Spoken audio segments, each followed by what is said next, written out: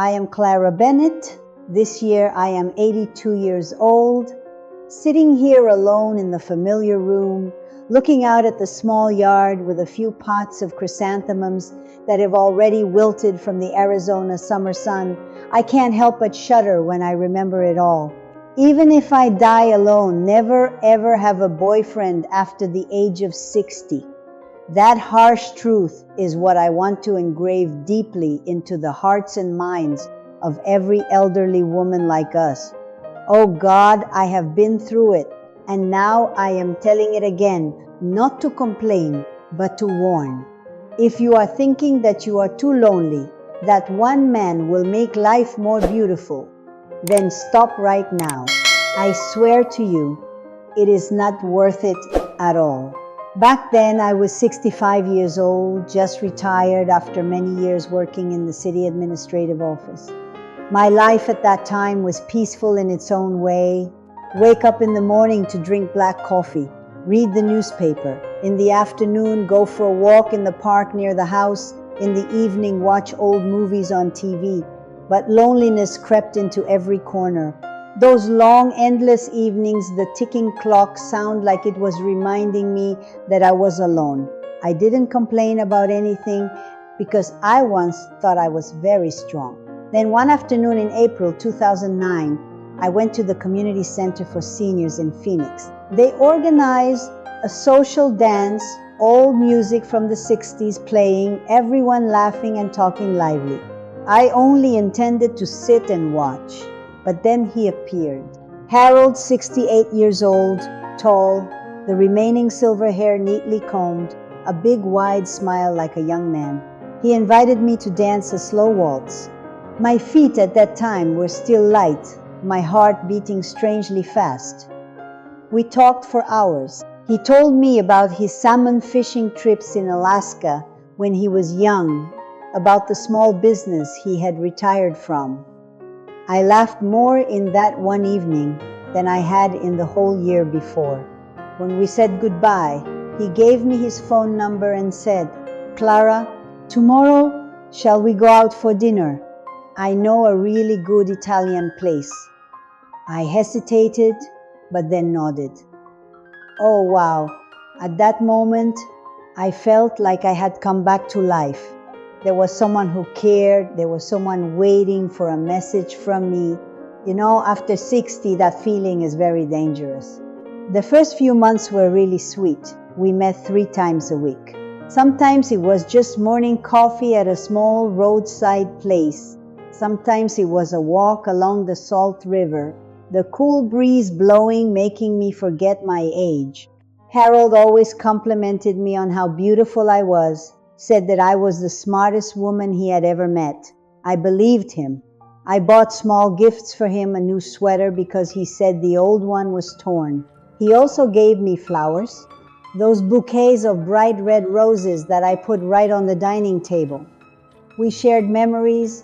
He told funny stories about the time he almost got attacked by a bear in Yellowstone. I laughed until my sides hurt. For the first time in many years, I felt I was no longer alone. But now, thinking back, I want to slap myself in the face at that time.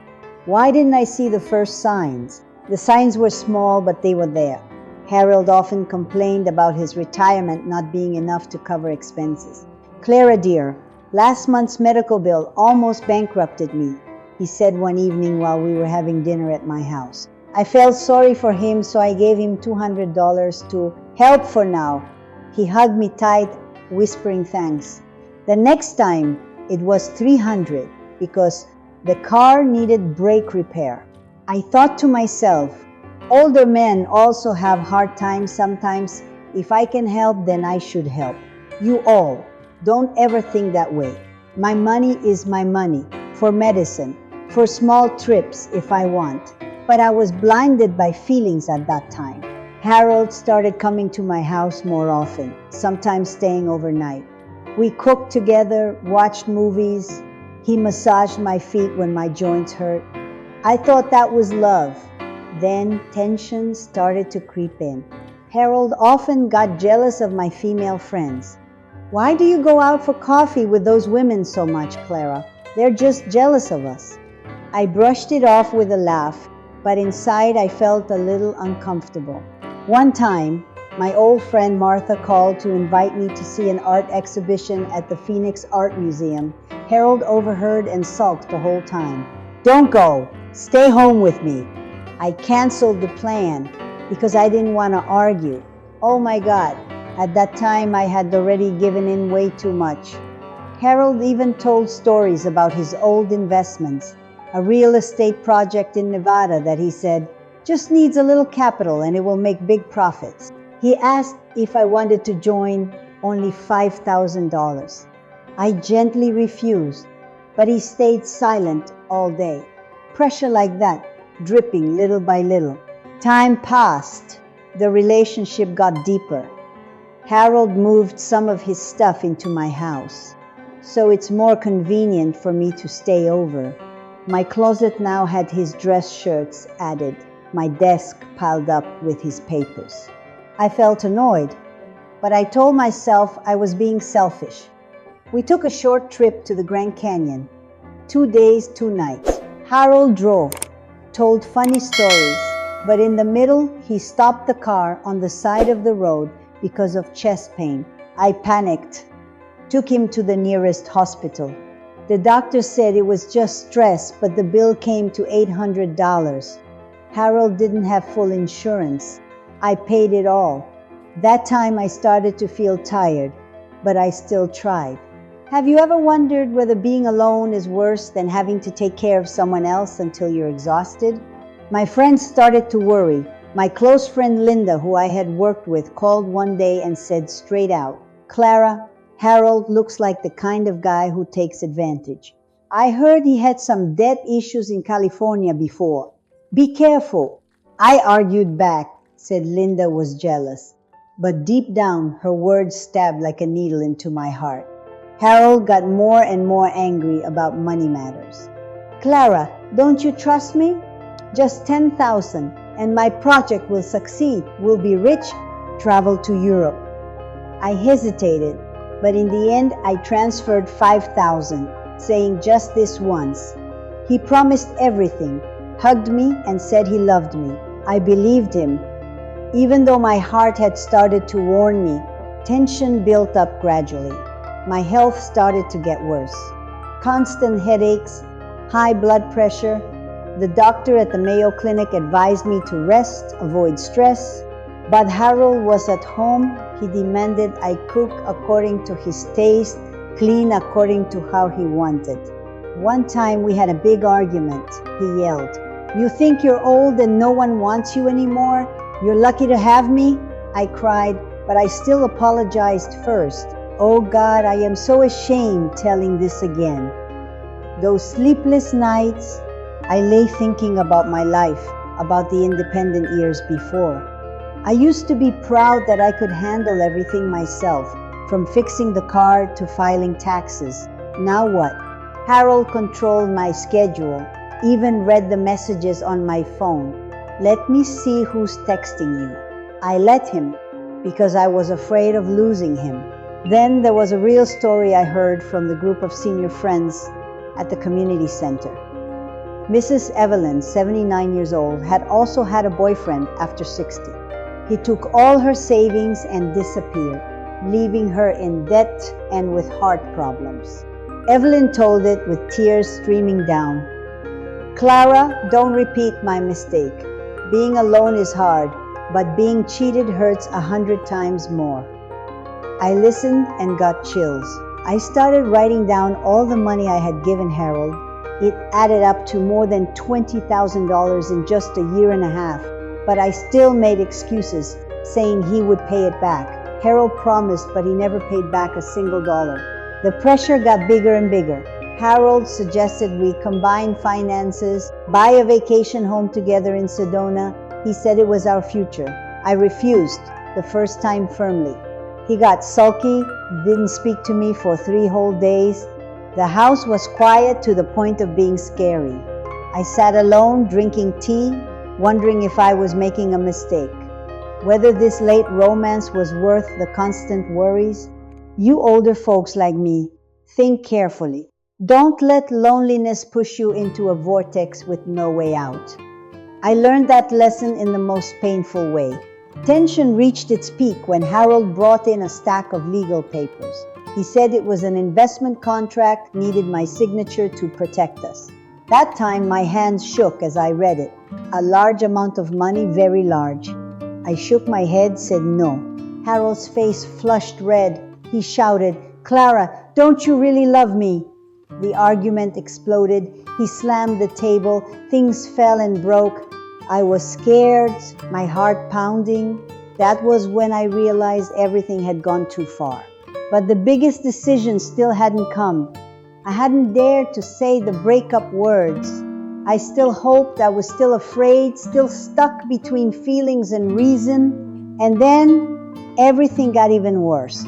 What do you think about sacrificing independence for love in old age? Is it worth living in constant worry?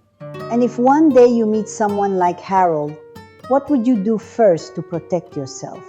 Everything got even worse when Harold started making real threats.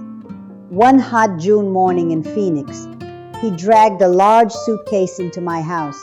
His face flushed red, his voice shrill like I had never heard before.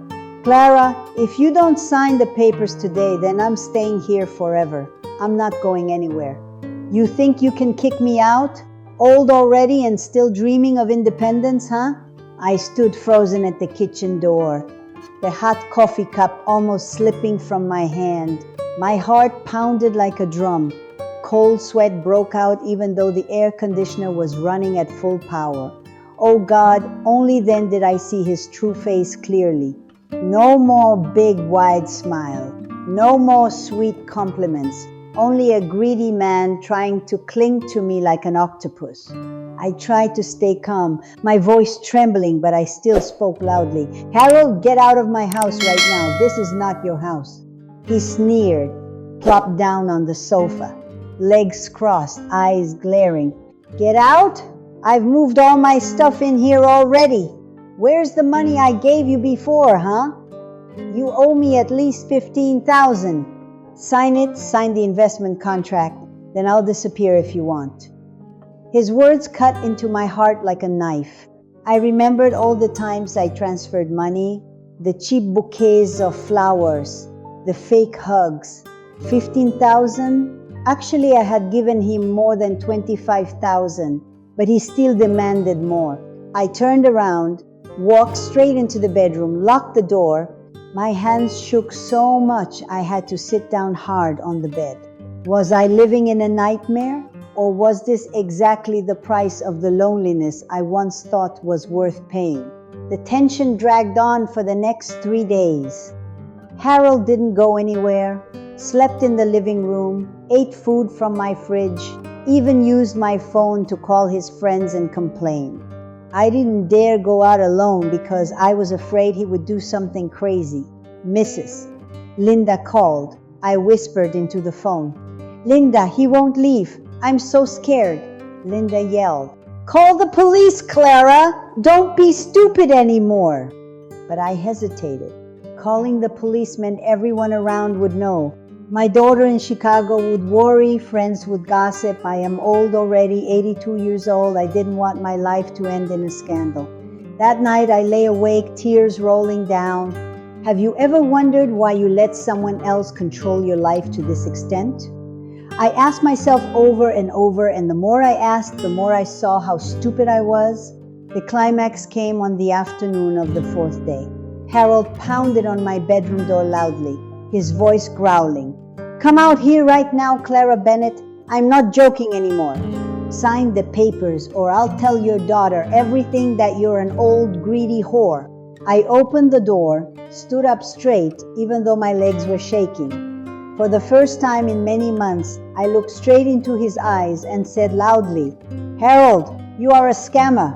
I don't love you anymore. I hate you. Get out of my house right now, or I will really call the police, and I will tell everyone everything you have done." He was stunned for a second, then his face twisted, lunged forward to grab my arm. I stepped back, held the phone high. "I have recorded everything. Every word you said, every time you demanded money. Get out now! Harold cursed a vulgar word, his face red as a beet, then turned abruptly, grabbed the suitcase, slammed the door, and left. The sound of his car engine roared outside the yard. I collapsed onto the floor, sobbing. The biggest decision of my life had been made, kicking him out. Even if I died alone, I wouldn't regret it. The consequences of the climax came immediately. The house was strangely quiet. No more Harold yelling, no more smell of the cigarettes he smoked secretly, no more piles of papers. But my heart ached. I sat alone for 3 whole days, not eating or drinking much, only drinking water and looking out at the yard. My health dropped sharply. Blood pressure shot up to 180. The doctor at the Mayo Clinic made me stay in the hospital for observation for 2 days. Lying on the hospital bed, looking at the stark white ceiling, I realized I had almost lost everything because of one man. My daughter flew in from Chicago, hugged me crying, "Mom, why didn't you tell me sooner? I was worried to death." I just smiled tiredly, stroked my daughter's hair. "Mom was stupid, honey, but now Mom is okay." Friends came to visit. Mrs. Martha brought homemade cookies. Mrs. Evelyn told her story again to strengthen me. "Clara, you did the right thing. Being alone is hard, but living with leeches like Harold will make you die sooner." I nodded, for the first time feeling truly relieved. The money lost was regrettable, but I was still alive, still had the strength to walk in the park, still had real friends to drink coffee and chat with. I started cleaning the house thoroughly, threw away all the gifts Harold gave me, even changed the old bed sheets to erase all the memories. Every morning I brewed my own coffee, looked in the mirror and said to myself, "Clara Bennett, you are very strong. Never repeat that mistake again." Time passed. I changed completely. Now at 82 years old, but I feel younger than before I met Harold. I joined the book club at the community center, read old romance novels to laugh at my old self.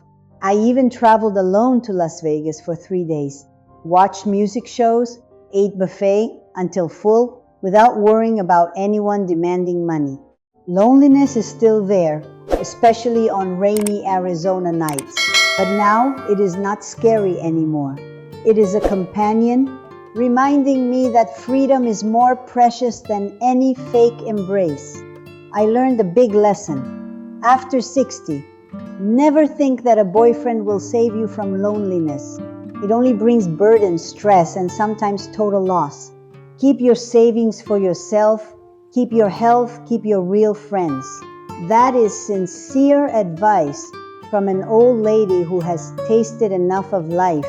After everything had completely settled down, I started to realize that old age is not the time to complain, but the time to recreate myself from the broken piece. 6 months after the day the door slammed shut, I joined a support group specifically for elderly women at the Phoenix Community Center.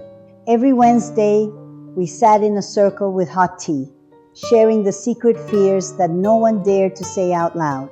I didn't tell the old details anymore, just shared that I had once let loneliness lead me into a dead end. The ladies nodded, eyes shining. There was a lady named Rose, 78 years old, who had once lost all her savings because she believed the empty promises of a man she met online. We hugged each other, laughed through tears, and for the first time I felt I was no longer alone in this journey. That group taught me that healing is not overnight, but hundreds of mornings waking up and choosing myself again. I started waking up earlier, doing light yoga in the backyard with videos on YouTube. No one yelling, demanding breakfast their own way anymore. I freely chose simple vegetable salad or toasted bread. My health improved noticeably. Blood pressure stable. The doctor at the Mayo Clinic praised me and said I was a role model for many other patients. I smiled, thinking to myself that if they knew the real story, they would probably be very surprised too. Then I decided to fly to Chicago to visit my daughter and grandchildren. On the plane, I sat by the window looking at the white clouds, wondering why I used to be so afraid of flying alone. My oldest granddaughter hugged me tightly at the airport, asking about everything. We sat in my daughter's kitchen. I told some happy memories from my youth without mentioning the recent mistake. My daughter looked at me with proud eyes. "Mom, you look healthier than ever." My heart felt unusually warm. One afternoon in Chicago, I happened to meet Mr. Richard at the public library. He was about 75, polite, smiled a lot, invited me for coffee, and talked about books. We chatted happily about classic novels, but when he hesitated and asked if I wanted to take a walk in the park with him, I shook my head immediately. "Thank you, but I am happy with my life alone." He was a bit surprised, but I was firm. Not because I was afraid, but because I had learned that friendship is enough. No need to turn it into something more complicated. Back in Phoenix, I told that story to the support group and everyone clapped. I told them, "You all learn to say no before it's too late. Don't let kindness turn into a burden." I also expanded my gardening hobby. The backyard is now full of roses and herbs. I water them every morning, hands dirty with soil, but my heart light. Money matters gradually stabilized again thanks to me making a strict budget, joining a small investment club for seniors. No one demanding anymore. I freely decided to spend on short trips. I took the train to Sedona alone, watched the sunset over the red hills, the wind blowing through my silver hair, and I felt 10 years younger. On the way back, I thought a lot about my old marriage, about the years I once thought were stable, but actually I had sacrificed too much at times. Now it is different. I choose to live for myself first. Thanks to the support group, I started volunteering to lead small talks about mental health for seniors. I don't lecture, I just share sincere lessons. Keep your own spending notebook. Never transfer money to anyone just because of sweet promises. And remember that loneliness is a friend, not an enemy. Many people after the talk came to shake my hand, eyes red, saying they almost made the same mistake. I feel my life now has more meaning than ever. No more constant worry. I sleep better, laugh more, even joined a weekend painting class. The colors on the paper radiate the joy I once thought was lost. Have you ever thought that late love could be a gift or just a disguised trap? And if you are over 60, would you choose peaceful loneliness or risk a relationship full of question marks? In the end, do you dare to look back at yourself and ask, am I really happy or am I just running away from loneliness? I told this whole story not to scare you, but to wake you up. Even if I die alone, never ever have a boyfriend after the age of 60. The harsh truth, but life-saving. Now I live well, laugh more, and I'm proud of that decision. What about you? What do you think about my story? Please like, subscribe to the channel if you find it useful, and comment below to share your own experiences. I really want to read them.